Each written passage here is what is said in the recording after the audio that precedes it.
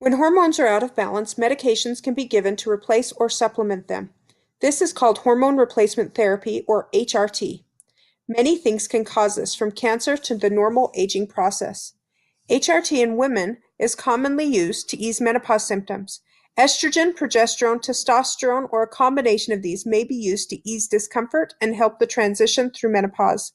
These medications may be taken orally, as a cream, or a transdermal patch. Use of HRT for menopause is known to decrease bone loss and cardiovascular dysfunction. However, it increases the risk of breast cancer, stroke, and blood clots. The risks and benefits should be weighed carefully by a patient before they agree to start this type of treatment. Premenstrual dysphoric disorder, previously known as PMS, causes significant discomfort in women around the time of menses. It is often treated with oral contraceptives, as the hormones present in these medications can have significant positive effects on these women. This can also be treated with SSRIs, or in more mild cases, NSAIDs.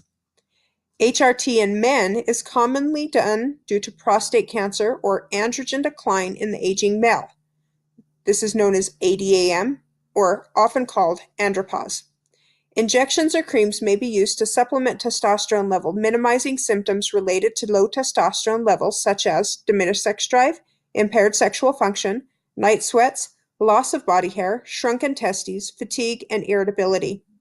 HRT in men is known to increase the risk of prostate cancer and heart disease. As with women, HRT should not be started until the patient has been fully informed of the risks and benefits of the treatment.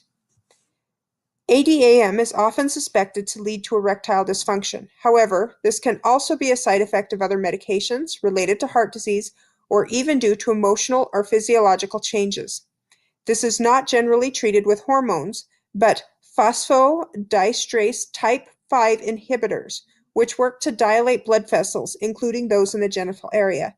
This allows men to achieve and maintain an erection.